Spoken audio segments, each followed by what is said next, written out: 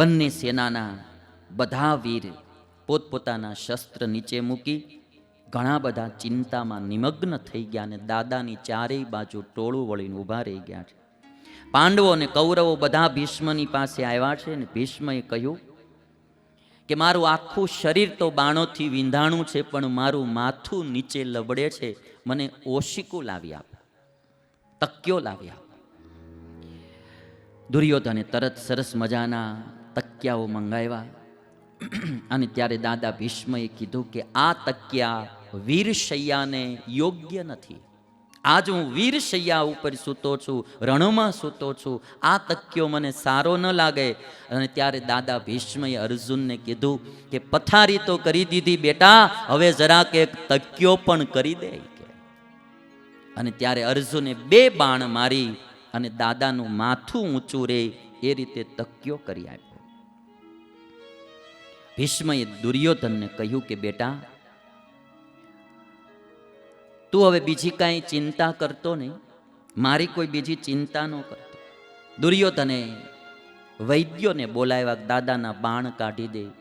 અને ત્યારે ભીષ્મ દાદાએ કીધું કે એ વૈદ્યોને, ડોક્ટરોને ધન આપીને વિદાય આપી દે, હવે મારે બાણ કાઢીને શું કામ છે. બધી બાજુથી ભીષ્મની રક્ષાની વ્યવસ્થા કરી છે. ઊંડી ખાઈ ગાળી દીધી છે ચારેય બાજુ, જેથી કરીને કોઈ હિંસક પશુ આવે નહીં.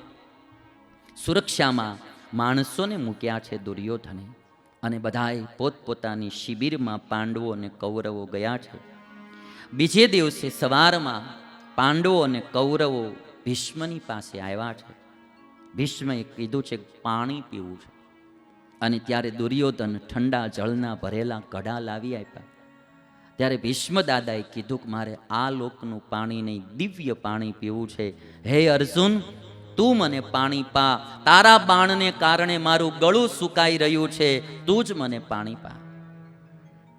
અને ત્યારે અર્જુને પર્જન્યાસ્ત્રનો પ્રયોગ કર્યો અને ત્યારે પૃથ્વીમાંથી અમૃત સમાન મધુર અને શીતળ પાણી નીકળ્યું અને સીધું દાદાના મુખમાં પડ્યું છે. અર્જુને પાણી પાયું છે.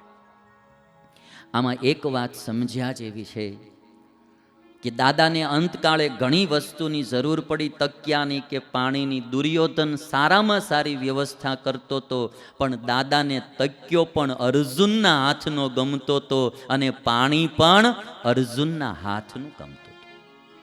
આટલું આ પ્રિય પાત્ર હતું, આટલું આ વાલું પાત્ર હતું, જેણે બાણ મારીને બાણશૈયા ઉપર સુવાડ્યા, પણ છતાંય અર્જુન એને વાલો હતો. જેનામાં હેત ન હોય ને એના હાથનું પાણી પીવું પણ ન ગમે. જેનામાં હેત ન હોય એનો દીધેલો તકિયો પણ ન ગમે. અને એટલા માટે પ્રીતિ તત્વ એ બહુ પ્રધાન તત્વ છે.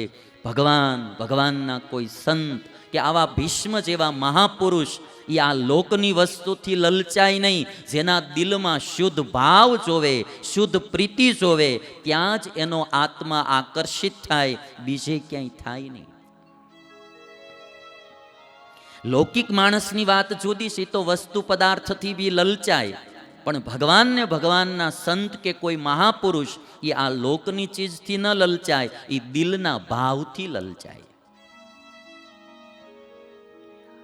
ભીષ્મએ એકવાર વળી દુર્યોધનને સમજાવ્યું અને કહ્યું કે તમે પાંડવો સાથે સંધિ હજી કરી લો. હે દુર્યોધન, તારા ઘણા ભાઈઓ મર્યા છે અને ઘણા હજી બાકી છે. તારા બચેલા ભાઈઓ જીવતા રહી જાય એના માટે તું પાંડવો સાથે સંધિ કરી લે. મારા મૃત્યુની સાથે જ આજ યુદ્ધનો પણ અંત આવી જાય એવું તું કરે. પરંતુ દાદાની હિતકારી વાત દુર્યોધનને મનાણી નહીં. દુર્યોધન માન્યો નહીં. બધા યુદ્ધમાં તૈયારીમાં લાગી ગયા છે. દાદાએ ઠેઠ સુધી દુર્યોધનને સમજાવ્યો, પણ હિતની વાત માની નહીં. શાસ્ત્ર અને સંત કે આવા કોઈ મહાપુરુષો આપણને હિતની વાત કહેતા હોય કે આપણે માનીએ નહીં તો એનું પરિણામ સારું આવે. આ બાજુ બધા ગયા. કર્ણ આવે છે. 10 દિવસથી આ કર્ણ યુદ્ધમાં આવ્યો નહોતો. દાદા ભીષ્મએ કહેલું કે મારા ધ્વજ તલે કર્ણ યુદ્ધ નહીં કરી શકે. કાં કર્ણ કરશે ને કાં હું કરીશ. એટલે આજ કર્ણ દાદા ભીષ્મ પાસે આવે છે. એકાંતમાં દાદા ભીષ્મ સૂતા છે ને કર્ણ આવી સૌથી પહેલા તો પ્રણામ કરી પગે લાગી પગ પકડી અને કર્ણએ માફી માગી છે. આ મહાભારત મેં તો આખું વાંચ્યું ને, આ સિરિયલ કરતા ગ્રંથ તો આખો બહુ અલગ રીતે વર્ણવાનો છે. એક વાર પણ દુર્યોધને કોઈ દી પગ પકડીને દાદા આગળ માફી નથી માગી. કડવા વેણ કીધા છે દુર્યોધને, પણ કોઈ દી માફી નથી માગી. આજ કર્ણને ગમે એટલો રોક્યો દાદા ભીષ્મએ, પણ આ તો કુંતીનું સંતાન હતું. આજ પગ પકડી અને દાદા પાસે રોઈને માફી માગે છે. દાદા ભીષ્મને કહે છે, દુરુક્તમ વિપ્રતિપમ વા રપસા ચાપલા તથા યન્મહે હકૃતમ કિંચિ તન્મે ત્વં ક્ષંતુ મરહસી. હે દાદા, મેં ક્યારેક ઉતાવળમાં કે ક્રોધથી કે મારી જુવાનીની ચાપલ્યતાથી તમને ક્યારેક કોઈ કઠણ વચન કહ્યું હોય તો મને તમારો દીકરો જાણીને માફ કરજો. દાદા આગળ કર્ણ માફી માગે છે. મારાથી કોઈ અયોગ્ય વર્તન થઈ ગયું હોય તો આજ તમે મને માફ કરજો. ત્વમ મે ક્ષંતુમ અર્હસી, તમે મને માફ કરો. જીવનમાં આ પણ એક ચીજ બહુ શીખ્યા જેવી છે. ક્ષમા માગવી એ પણ કઠણ છે અને ક્ષમા આપવી એ પણ બહુ કઠણ છે. બહુ શુદ્ધ પાત્ર હોય, બહુ લાયવું પાત્ર હોય, જીવનને માણનારું, એ પાત્ર બીજા પાસે જઈને ક્ષમા માગી શકે. બધા ક્ષમા માગી બી નહીં શકતા.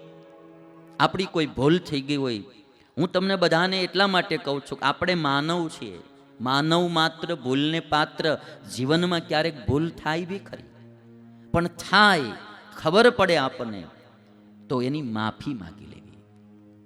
અને કમસે કમ છેલ્લો પોઈન્ટ માફી માગવાનો. આમ તો તરત માગી લેવી જોઈએ જ્યારે અહેસાસ થાય, જ્યારે આપણને ખબર પડે કે અમારી ભૂલ થઈ ગઈ, માફી માગી લેવી જોઈએ.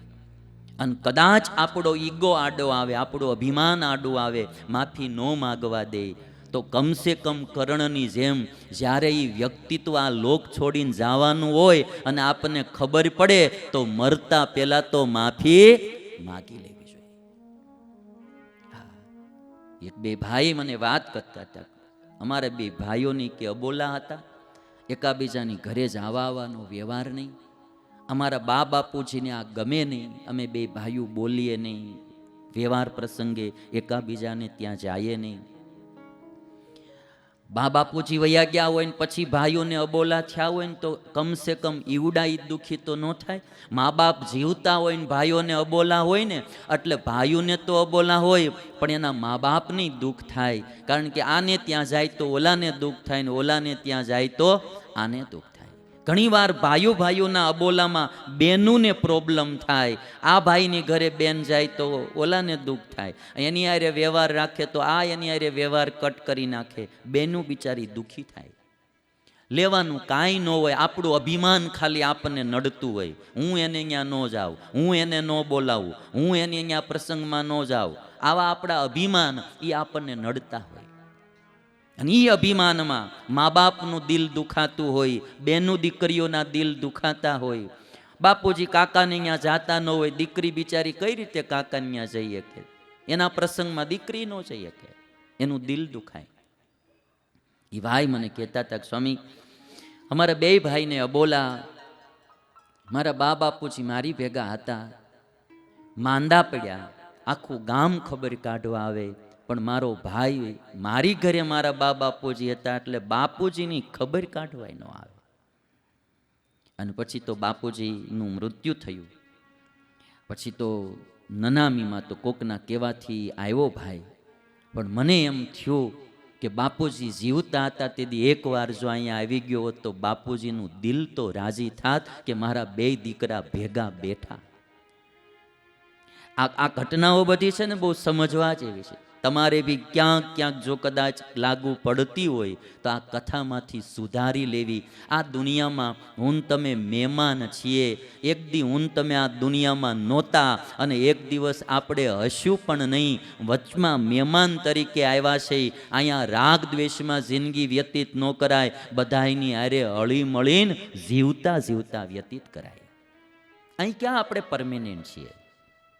અહીંયા ક્યાં કંઈ આપણું હતું ને ક્યાં અહીંયા કંઈ આપણું રહેવાનું છે અખંડ? અહીં તો મહેમાન છીએ. લ્યો, આ હું અટાણે જીતુભાઈના ફ્લેટમાં રહું છું તે હું અહીંયા આપણે મૂળિયા મુકાય? 7 દી માટે ઉતારો દીધો છે, 29 તારીખે બહુ તો 30 તારીખે સવારે ખાલી કરી દેવાનો હોય ફ્લેટ. આપણે એટલે આનંદથી ખાલી રહેવાય, પણ અહીંયા મૂળિયા ન મુકાય. એમ હું તમે આ દુનિયામાં આવ્યા હોય, આપણે બધાય મહેમાન છીએ. એક દિવસ બધાએ જ આવવાનું છે. એટલે વ્યક્તિત્વ જાતું હોય પહેલાં તો કમસે કમ એને રાજી કરી લેવું. બા બાપુજી હોય, સાસુ સસરા હોય. કર્ણએ માફી માગી છે અને કર્ણએ એક વાત કરી કે દાદા, હવે જો તમે મને આજ્ઞા આપતા હો તો હું યુદ્ધ કરવા માટે જાઉં. અને ત્યારે દાદા ભીષ્મએ એમ કહ્યું કે હું તો એ માનું છું કે સંધિ થઈ જાય તો સારું, અને જો હવે સંધિ ન થાય તો હવે હું તને આજ્ઞા આપું છું કે તું યુદ્ધ કરવા જા. કર્ણ જેવા કર્ણએ દાદાની આજ્ઞા લઈ અને પછી યુદ્ધમાં પ્રવેશ કર્યો છે. અને અહીંયા ભીષ્મ પર્વ પૂર્ણ થાય છે. મહાભારતમાં 6ઠ્ઠો પર્વ ભીષ્મ પર્વ પૂર્ણ થયો. 18 દિવસના યુદ્ધમાં 10 દિવસનું યુદ્ધ પૂર્ણ થયું છે. અને આ મહાભારત, આમાં એટલી બધી કથાઓ લખાણી છે. અને આમાં તો આગળ આગળ હજી આવશે. જે દાદા ભીષ્મ આ બાણશૈયા ઉપર હુતા હુતા પાંડવોને જે ઉપદેશ આપે છે, જેનું નામ શાંતિ પર્વ છે. મહાભારતના 18 પર્વમાં સૌથી મોટો પર્વ હોય તો એ શાંતિ પર્વ છે. 14,000 જેટલા શ્લોક એક પર્વમાં છે. અને ત્યાર પછીનો અનુશાસન પર્વ, આ 2 પર્વમાં દાદા ભીષ્મ જીવન જીવવાની ખૂબ બધી જડીબુટ્ટીઓ એ આ 2 પર્વમાં બતાવે છે. કોઈ વિષય બાકી નહીં રહેવા દીધો મહાભારતમાં. દાદા ભીષ્મએ શાંતિ પર્વ અને અનુશાસન પર્વ, આ 2 પર્વમાં બધી જ પ્રકારનું નોલેજ, એક પ્રકારનું. સામે સુગ્ન પુરુષો હોય આમ બધા સમજનારા, તો એને આમ ખ્યાલ આવે કે શ્લોકો કેવા લખાણા. અને એટલા માટે મહાભારત બાબતમાં એમ કહેવાનું કે આ દુનિયામાં જે કંઈ સંસારમાં છે એ બધું મહાભારતમાં. આવો હારો ગ્રંથ અટાણ સુધી લોકોએ આને ઉપાડ્યો નહીં ભાઈ. જે મહાભારતની સિરિયલોમાં પંક્તિ ગવાતી, જો કુછ હૈ સંસાર મેં, जो कुछ है संसार, इसी कथा में कह दिया वेद व्यास ने सार.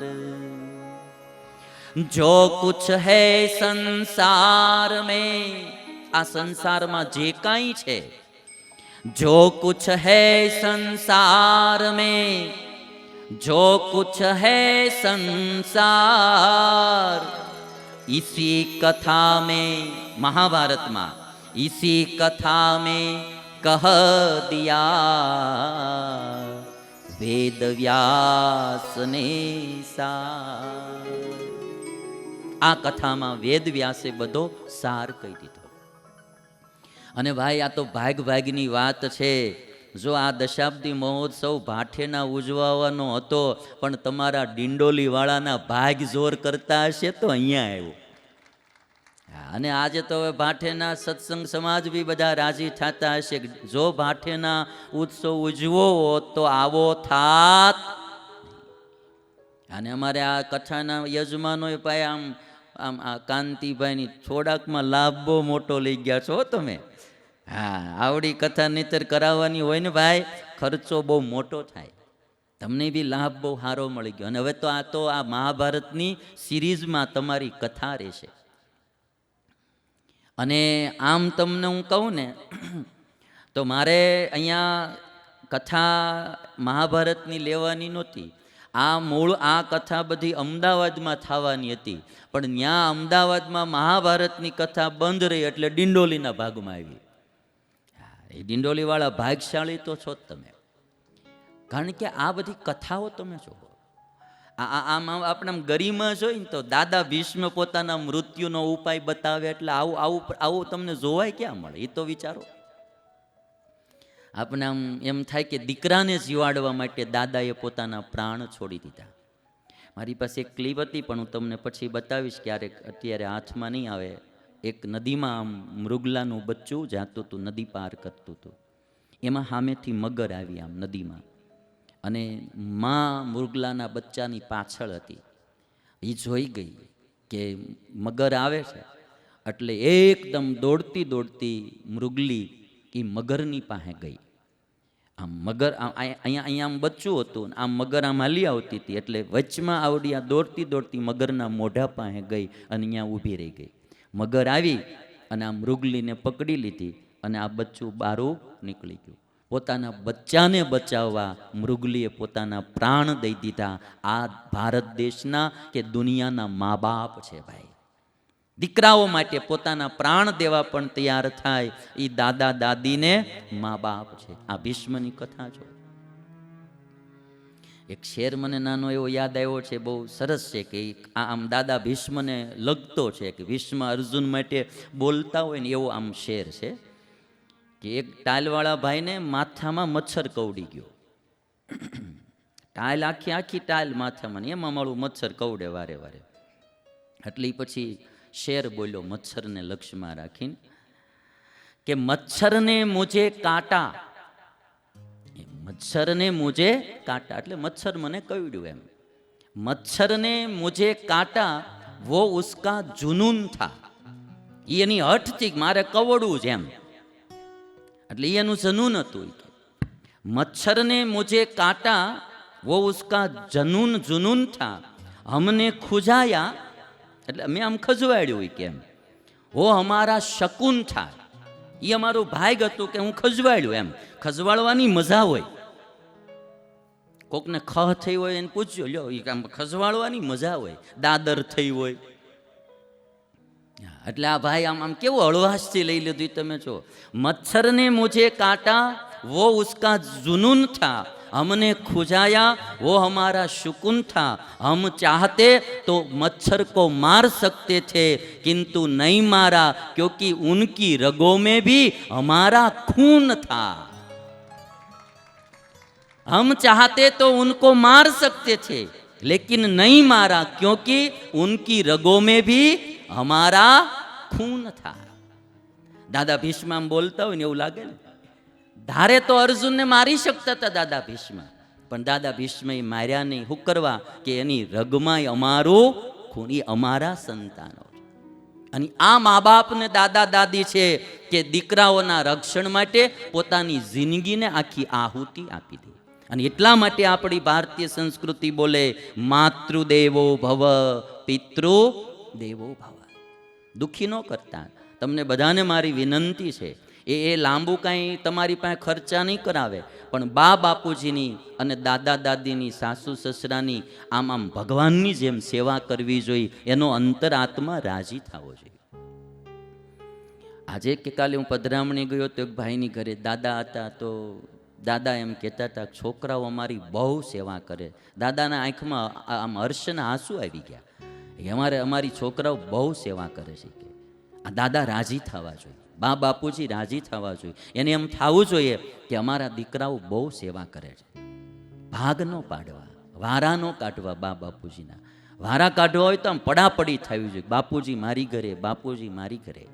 અને આ કંઈ આપણે ઉપકાર કરવાની વાત નથી, આ વાવવાનું છે ભાઈ. આજ આપણે આંબા વાવશું તો એના ફળ આપણને જ આવવાના પાછા. અને એટલા માટે માતા પિતાઓની બાબતમાં આ વાત ખાસ. અને આ મહાભારતની કથા આવા તો હજારો પોઈન્ટ શીખવાડે. આમાં એક ગીતા અને આ મહાભારતી શાંતિનો ઉપદેશ છે ભાઈ. કર્મ હે ગીતા કા ઉપદેશ, કર્મ હે ગીતા કા ઉપદેશ. ગીતાની એક જ વાત છે, કર્મ ઉપર ધ્યાન રાખો. હા, કારણ કે માણસને સુખી દુખી કરનારા પોતાના કર્મો છે. કર્મ હે ગીતા કા ઉપદેશ, મહાભારત હે શાંતિ સંદેશ. મહાભારત તો શાંતિનો સંદેશ છે. ઘરે ઘરે મહાભારત હોવું જોઈએ, મહાભારત વાંચવું જોઈએ, મહાભારતની કથા સાંભળવી જોઈએ. વ્યાસ ભગવાને હજારો જીવના કલ્યાણ માટે મહાભારત બનાવ્યું અને હજી સુધીના કોઈ શાસ્ત્રને વેદની ઉપમા આપવામાં નથી આવી. મહાભારતને પાંચમો વેદ કહેવામાં આવે છે.